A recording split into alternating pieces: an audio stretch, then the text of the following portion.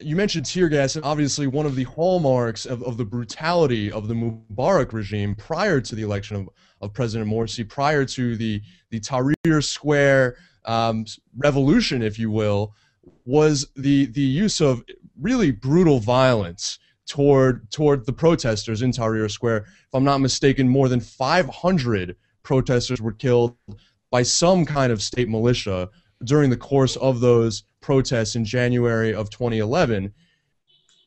Has President Morsi's repression of protests, you mentioned tear gas, has it edged into Mubarak levels of suppression at this point? Well, first of all, do you hear me all right? Yes, absolutely. Okay, good. I mean, it's hard to say. I personally wasn't here at the beginning of the revolt in 2011, though I was here in the later stages. So I couldn't speak to the Mubarak regime's repression in particular. It's complicated because you do see in a lot of cases actually the role of the police has sort of changed because they have always traditionally been seen as a tool of the state.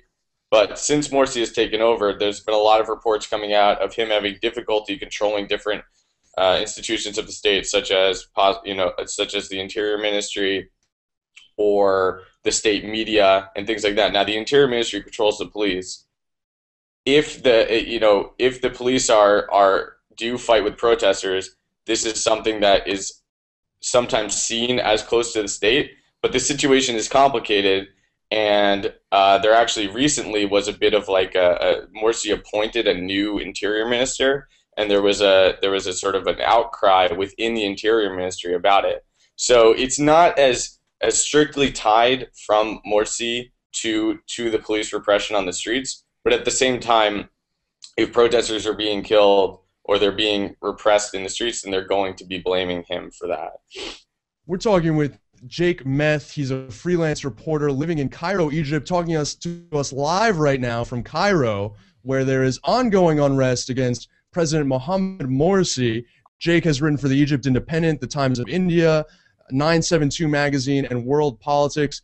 Jake, if Americans are tuning into this violence and they're thinking that the Arab Spring has now turned into the Arab Winter, so on the one hand, they may be skeptical that in fact these areas are becoming more liberated, but they're also wondering, why should Americans care? What would you tell those Americans?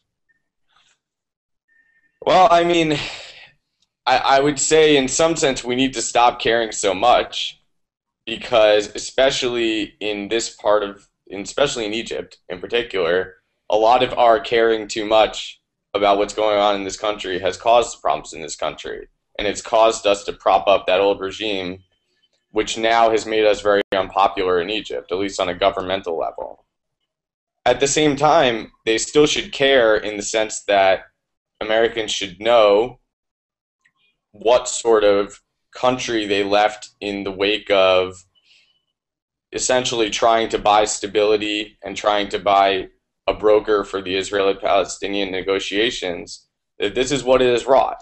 And this is what the unexpected consequences of propping up dictatorships has shown us.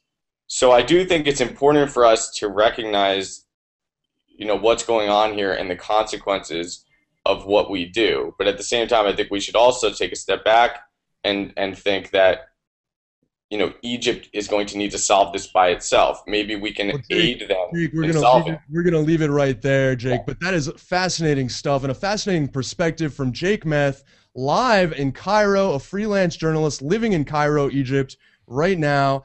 Jake, stay safe, and I like the Egyptian look you have going on there. Thank you, Dan.